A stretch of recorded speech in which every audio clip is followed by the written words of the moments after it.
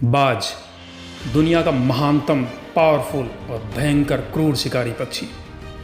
बाज से हम बहुत कुछ सीख सकते हैं। तो आज हम बाज के उन 7 कैरेक्टरिस्टिक्स और एटीट्यूड के बारे में बात करेंगे कि जिनमें से अगर एक भी हम अपनी लाइफ में उतार लें तो हमारा जीवन एक जादू की तरह चेंज हो सकता है। उनमें से पहला है बाज का विजन। अगर आप किसी बाज को किसी पेड़ पर या किसी पहाड़ की चट्टान पर बैठे हुए देखें तो आप देखोगे कि ये पक्षी कितना चौकस, कितना अलर्ट, कितना सतर्क रहता है। इसका शरीर तो स्थिर रहता है लेकिन अपने चेहरे को, अपनी गर्दन को चारों तरफ, ऊपर नीचे, हर तरफ घुमा घुमा कर देखता है कि क्या हो रहा है उसके आसपास में। उसकी आंखें शिकार की तलाश में कितनी उत्सुक रहती हैं। ईगल्स की एक गहरी दृष्टि, डीप विजन होता है और ईगल की आंखों को विशेष रूप से लंबी दूरी के फोकस और स्पष्टता के लिए डिजाइन किया गया है। एक बाज 50 मील दूर से उड़ते एक दूसरे बाज को देख सकते हैं। इवन बाज 3 किलोमीटर ऊपर से जमीन पर रेंगते हुए छोटे से कीड़े को स्पष्ट देख सकता है और आके उनका शिकार कर सकता है। ये स्पेशलिटी जरूर आपके दिमाग में घंटी बजा रही होगी। तो ये जो डीप विजन वाली बात है, ये एक्चुअली हर दुनिया का कोई भी लीडर हुआ है, उनमें अलग अलग क्वालिटी हो सकती हैं, लेकिन विजन वाली क्वालिटी लगभग सभी लीडर्स में समान होती हैं। ये होती ही होती हैं, क्योंकि अगर हमारे पास एक डीप फोकस्ड विजन नहीं है तो हम कोई बड़ा परिणाम, ज़िंदगी में बड़ा रिजल्ट क्रिएट नहीं कर पाएंगे। राइट? तो ये फर्स्ट था, vision. Second, eagles are fearless. बाज निडर, निर्भीक होते हैं, फियरलेस होते हैं। एक बाज कभी भी अपने शिकार के आकार या ताकत के सामने आत्मसमर्पण नहीं करता, सरेंडर कभी नहीं करता है। यह हमेशा अपने शिकार को जीतने या फिर अपने एरिया, अपने क्षेत्र को फिर से हासिल करने के लिए फाइट करता है। अगर आप गोल्डन ईगल को देखें तो गोल्डन ईगल तो किसी पर भी अटैक कर देता है। अगर उसे भूख लगाओ तो शायद वो शेर पर भी अटैक कर देगा। ये भेड़िए का शिकार कर लेते हैं, ये बकरी का शिकार कर लेते हैं, ये एक हिरन को मार देते हैं, इवन ये जंगली सूअर तक का शिकार कर लेते हैं। नाउ यू कैन अंडरस्टैंड कि उनको कितना कॉन्फिडेंस होता है अपनी ताकत पर, अपने एटीट्यूड पर। तो ये चीज़ अगर हमारे जीवन में आ जाए कि हम फियरलेस हो जाएं तो हम किसी भी बड़े से बड़े टारगेट को अचीव करने के बारे में सोच सकते हैं, और जो सोच सकते हैं वो एक्चुअली में हम कर भी सकते हैं। चाहे कितनी भी रास्ते हमारे प्रॉब्लम्स हैं, कितनी भी हमारे दिक्कतें हैं, तो फियरलेस होना ये हम एक ईगल से सीख सकते हैं। Third, eagles are determined. Eagle दृढ़ होते हैं। अगर तूफान आ जाए, बारिश आ जाए, तो आप देखोगे बाकी और पक्षी होते हैं वो भागते हैं, इधर उधर चहचहाते हैं, घोंसला ढूंढते हैं, कोई शरण ढूंढते हैं, लेकिन ईगल को कभी भागते हुए नहीं देखोगे। अगर बारिश हो रही तो भीगता रहेगा, थोड़ा देखता रहेगा, लेकिन उड़ के भागेगा नहीं। या अगर तूफान है तो वो तूफान में भी डरता नहीं है, बल्कि तूफान की जो हवा होती है उसकी धारा का यूज करता है ऊंचा उड़ने के लिए, और ऊंचा उड़ने के लिए, और ऊंचा उड़ने के लिए। और एक टाइम में वो इतना ऊपर चला जाता है, बादलों से ऊपर चला जाता है, जहाँ पे न तूफान होती है ना ही बारिश होती है। तो इससे हम ये सीख सकते हैं कि अगर हम डिटरमिन्ड हो, हर एक की लाइफ में चैलेंजेस, प्रॉब्लम्स आते हैं, लेकिन अगर हमारे अंदर डिटर्मिनेशन है और एक प्रॉब्लम को अपॉर्चुनिटी में तब्दील करने की हमारे पास बुद्धि और ताकत है, तो हमारे लिए कोई प्रॉब्लम, कोई भी चैलेंज हमें रोक नहीं सकता है, बल्कि एक टाइम पे हम उस सारे प्रॉब्लम्स और सारे चैलेंजेस से ऊपर निकल जाएंगे, just like a eagle. Fourth, eagles fly high. तो जिसके पास डिटर्मिनेशन होता है, जिसके पास ताकत होती है, जो फियरलेस होते हैं, वही ऊपर उठ पाते हैं। और ये सारी चीज़ें कि ईगल में होती है। एक ईगल 10 से 12,000 फीट तक की ऊंचाई तक उड़ सकते हैं और वो तेज़ी से ज़मीन पर उतरने में भी सक्षम है। 10 से 12,000 फीट की ऊंचाई पर आपको दूसरा कोई पक्षी नहीं मिलेगा।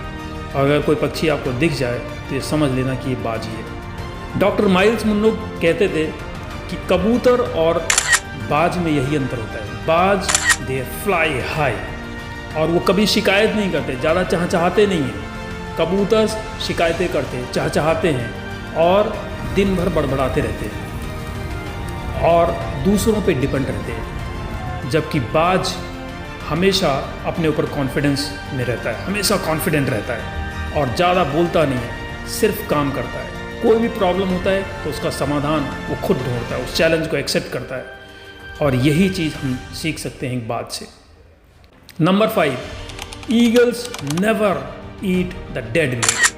बाज कभी भी मरा हुआ जानवर का मांस नहीं खाते हैं, कोई भी डेड मीट नहीं खाते हैं। दूसरे शब्दों में एक बाज परिमार्जन नहीं करता हुआ, केवल अपने शिकार का मांस खाता। जो खुद को मारता है, जो खुद मारता है, वही उसी को कच्चा और ताज़ा मांस खाने में वो यकीन करते हैं। इसका मतलब ये है कि वो अपनी पर्सनल पावर में यकीन रखते हैं। पर्सनल पावर से शिकार करेंगे और ताज़ा मांस खाएंगे। पोजिशनल पावर, और जबकि आज की डेट में बहुत सारे लोग पोजिशनल पावर की तरफ ही जाते हैं। कहीं से कुछ पड़ा हुआ, मिला हुआ, गिफ्ट मिल जाए, लॉटरी लग जाए, इस तरफ जाते हैं। और जब हम इस तरह जाते हैं तो इसका मतलब ये है कि हमें अपनी खुद की पर्सनल पावर पर यकीन नहीं है, तभी हम ऐसा कर रहे हैं। तो ये बात हम एक बात से सीख सकते हैं कि हमें अपनी पर्सनल पावर पर भरोसा रखना चाहिए। पर्सनल पावर ही वो चीज़ है जो हमें ताकतवर बनाती है, हमें एक एटीट्यूड और कॉन्फिडेंस में रखती है, और जिससे हम कोई भी रिजल्ट प्रोड्यूस कर सकते हैं। Sixth, eagles choose power over the comfort. Eagle हमेशा पावर को चूज करता है। अगर उनको कंफर्ट और पावर दो चीज़ें दी जाए तो हमेशा वो पावर की तरफ जाएंगे, कंफर्ट की तरफ नहीं जाते हैं, क्योंकि कहीं ना कहीं वो उनको इनबिल्ट इतनी समझ होती है कि अगर हमने कंफर्ट चूज किया तो हम पावरलेस हो जाएंगे, वीक हो जाएंगे, कमज़ोर हो जाएंगे। तो बाज एक पावरफुल होने की निशानी है। बाज एक पावर का इंडिकेशन है। बाज जब पूरे अपने पंखों को फैलाता है तो लगभग 2 से 2.5 मीटर लंबा हो जाता है। अगर वो बैठा हुआ है तो लगभग 1 मीटर लंबा होता है। बाज के जो पंजे होते हैं वो लगभग 3.5 इंच के स्टील के नुकीले कांटे जैसे होते हैं, और जब वो दूर से उड़ता हुआ आके किसी अपने शिकार पर मारता है तो उसका शिकार दर्द से बेहाल हो जाता है, पेन से बेहाल हो जाता है, और उसको रेजिस्ट नहीं कर पाता, कुछ भी कर नहीं पाता है। तो ये सारी उसकी जो विशेषताएं होती है, जो शारीरिक विशेषताएं होती है, जो एटीट्यूड होता है, वो जीवन के 40 साल तक करीब चलता है। और 40 साल की एज तक आते आते उनकी यही ताकत उनकी कमजोरी में तब्दील होना शुरू हो जाती है। यानी कि जो बड़े पंख होते हैं वो इतने हैवी हो जाते हैं कि उनको तेज़ी से वो फड़फड़ा नहीं पाता है। उनके जो पंजे होते हैं वो थोड़े और बड़े होकर और मुलायम हो जाते हैं, तो इसलिए शिकार पे उतने शार्प तरीके से अटैक नहीं कर पाते हैं, और ऐसे ही उनके चोंच के साथ हो जाता है, वो भी बड़ी और थोड़ी मुलायम हो जाती है। तो अब यही सब जो उसकी ताकत थी वो उसकी कमजोरी बन जाती है। अब उसको जो है ये चूज़ करना है कि जो उसको जो है दिक्कत हो रही है, प्रॉब्लम हो रही है, इसको एक्सेप्ट कर ले और एक कमज़ोर पक्षी का जीवन बिताए, या फिर पेन को चूज करे, कंफर्ट जोन से बाहर जाए और फिर से पावरफुल होके लौटे।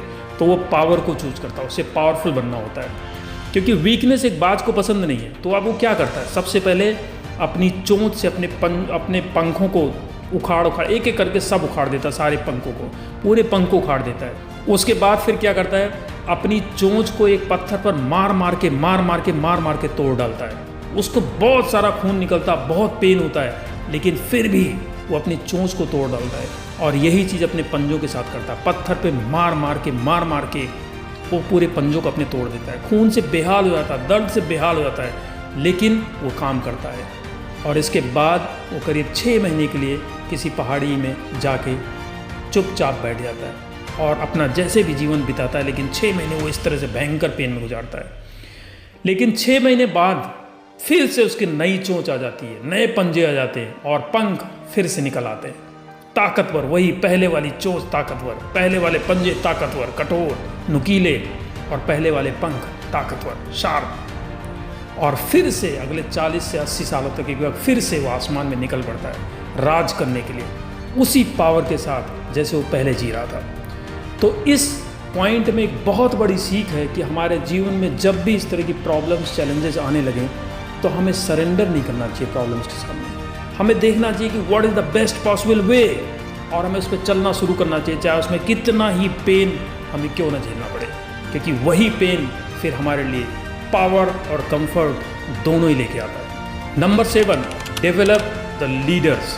एक बात जो होता है ना, वो एक्चुअली में ऐसा नहीं कि खुद ही एक लीडर होता है, खुद ही एक किंग होता है, वो अपने बच्चों को भी उसी रूप में डेवलप करता है। आपको यकीन नहीं आएगा कि वो बच्चों को किस तरह से पालता है। एक मादा बाज एक बार में करीब 2 से 3 अंडे देती है, और उनमें से जो भी सर्वाइव कर जाते हैं उनकी फिर ट्रेनिंग बहुत ही भयंकर और क्रूरतम होती है। कैसे होती, थोड़ा सुनिए। पहली बात तो ये कि वो अपने बच्चों के लिए जो घोंसला बनाते हैं, वो घोंसला मुलायम घास का नहीं होता है, उसमें कटीले नुकीले ऐसे खरपतवार ला के पालते हैं, जिससे उनको कंफर्ट की आदत ही ना लगे। और दूसरी बात, जब उनको लगता है कि अब उनको उड़ान की ट्रेनिंग देनी चाहिए, तब वो क्या करते हैं, अपने बच्चों को पकड़ के आसमान में निकल पड़ते हैं, और भयंकर बहुत ऊंचाई पर ये सब ट्रेनिंग होती है, जहाँ पे ये नॉर्मल पक्षी तो दिखाई ही नहीं पड़ते हैं। वहाँ पर जाके वो क्या करते हैं, पहले तो अपनी पीठ पे अपने बच्चों को बैठाते हैं, फिर एक झटके से वो हट जाते हैं नीचे से और फिर बच्चा नीचे आसमान में गिरने लगता है। और ये गिरते हुए जब उसको लगता है कि अब मैं गिर जाऊंगा, ऐसा एहसास होता होगा शायद उस बाज के बच्चे को, तब वो अपने पंख थोड़े बहुत फड़फड़ाना शुरू करता, अपने पंजे चलाना शुरू करता, कुछ कोशिश करता उड़ने की। और करीब 1 से 1.5 किलोमीटर तक वो आसमान में इसी तरह करता है। उसके बाद और वो जो उसका पेरेंट जो भी मदर या फादर बाज होता है वो उसके ठीक ऊपर होता है, देखता रहता है।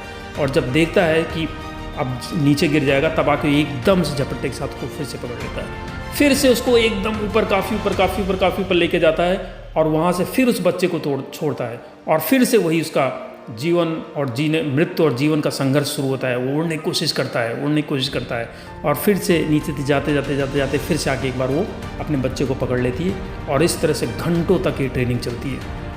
आपको यकीन नहीं आ रहा होगा कि कोई पेरेंट पक्षी इस तरह अपने बच्चों के साथ कर सकता है। इतनी हार्ड, इतनी कठोर, इतनी क्रूर ट्रेनिंग होती है।